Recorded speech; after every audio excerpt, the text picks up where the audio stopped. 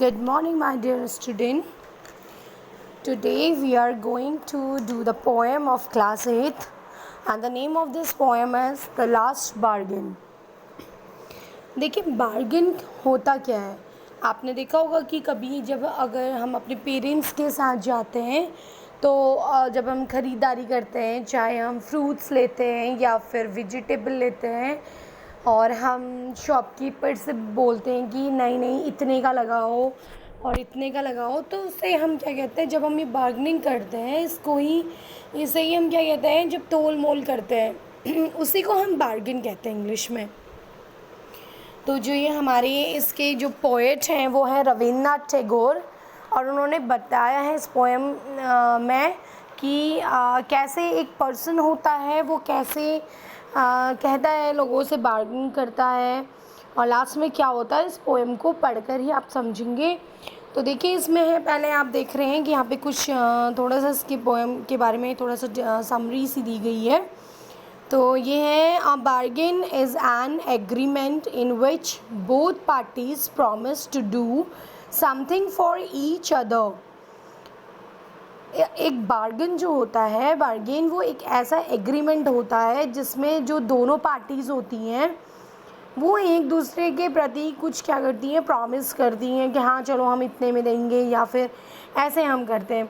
Someone is looking for work, इसमें बताया कि कोई एक पर्सन है जो काम के लिए सर्च कर रहा है, वेटिंग टू बी हायर, और वो चाहता है कि कोई उसको काम में रख ले, हायर कर ले। He strike a bargain but thinks it's worthless. वो बहुत बार मतलब बार्गेन कोशिश करता है, बहुत से लोगों से एक एक करके वो सबसे मिलता है, तो वो सब कुछ उसे क्या लगता है, बेकार लगता है। ही उसे अच्छा नहीं लगता है, वो मतलब तोल मोल करके भाव अच्छा नहीं लगता है, पसंद नहीं आता किसी का भी।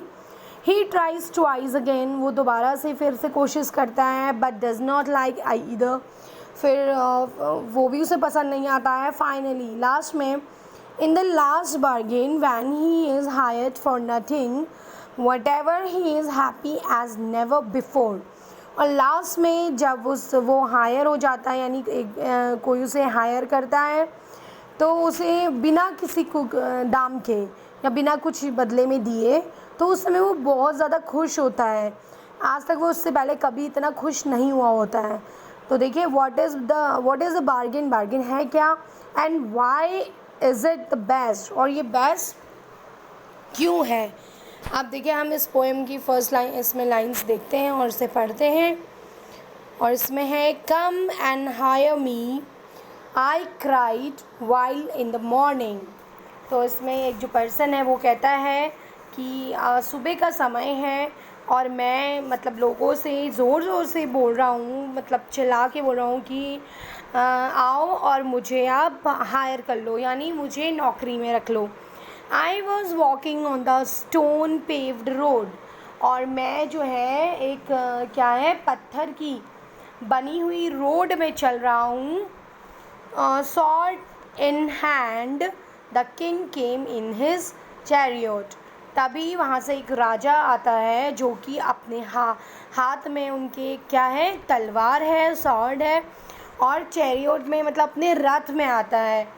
he held my hand and said I will hire you with you my power।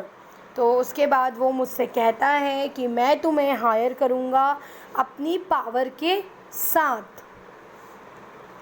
but his power counted for naught and he went away in his chariot।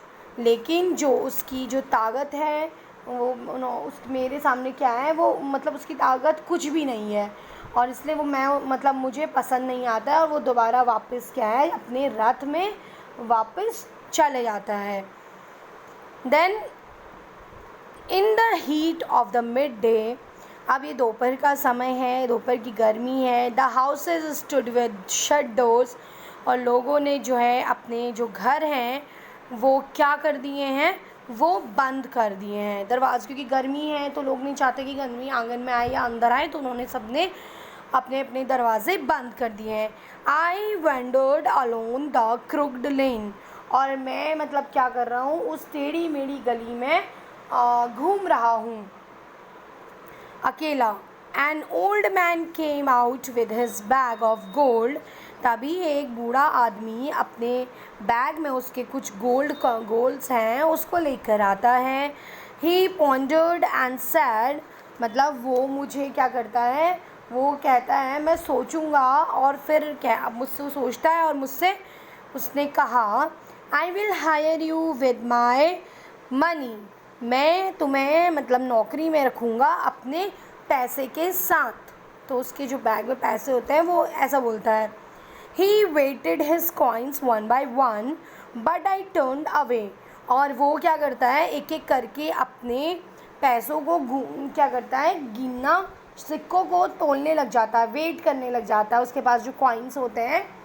और उसके बाद वो मैं वहाँ, लेकिन मुझे वो चीज़ काम भी पसंद नहीं आता है और मैं वहाँ से क्या कर जाता हूँ, बट आई टर्न अवे, लेकिन मैं वहाँ से चला जाता हूँ.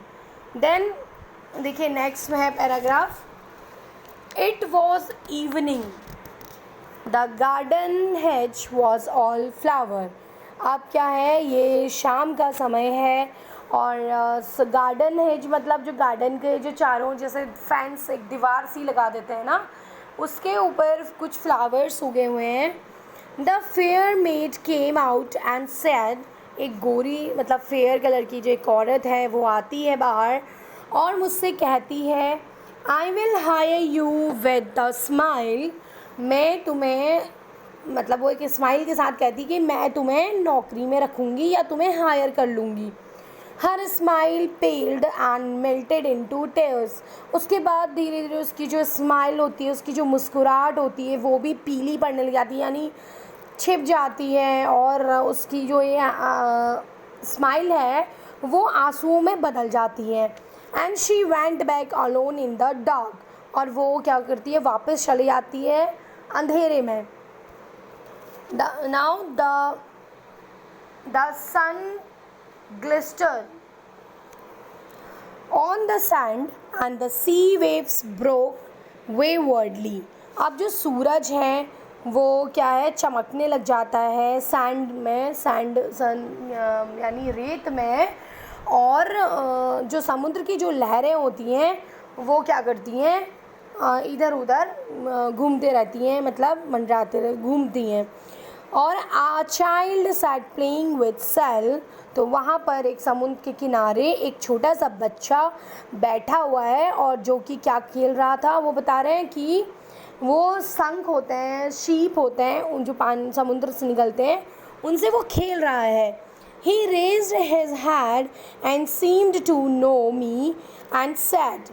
और उसने अपना सर उठाया और उसने मुझे देखा जैसे कि वो मुझे बहुत पहले से पहचानता हो, और उसने कहा I hire you with nothing.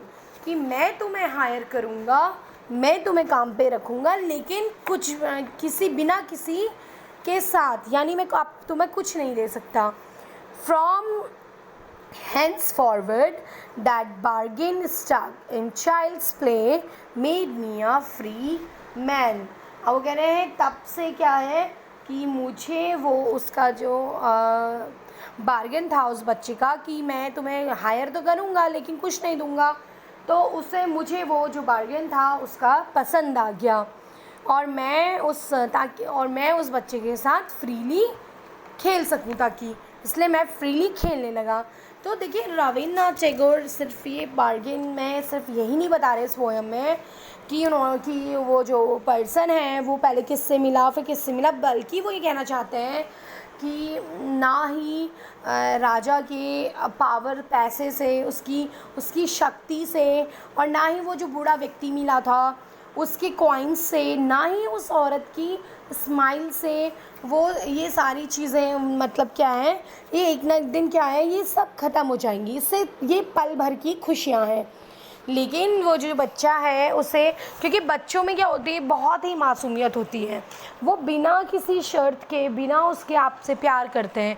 तो इस पोएम के थ्रू रविन्द्रनाथ टैगोर ने हमें ये सब भी मैसेज दिया है कि किसी की स्माइल उतनी इम्पॉर्टेंस देखिए मतलब नहीं, ये मतलब एक क्षण भर का है कि किसी की खूबसूरती, किसी की स्माइल, किसी का पैसा और किसी की शक्ति, ये कुछ टाइम के लिए, लेकिन उसको जो वो पर्सन था उसको सबसे ज़्यादा खुशी कब मिली, जब उसको रियल का बार्गेन मिल गया, मतलब उसको सौदा सही लगा कि मतलब उसे कुछ दिया तो नहीं लेकिन उसे खुशी मिली। तो वो चाहता था ताकि मैं कुछ लूँ ना और मुझे कुछ सेवा ना करना पड़े, और वो फ्रीली उस बच्चे के साथ बिल्कुल खेलने लगा वो पर्सन। तो I hope my dear student, I think आपको ये पोएम पसंद आई और आपको ये अच्छी तरह समझ में आई। And after that in next video we will do its question answer.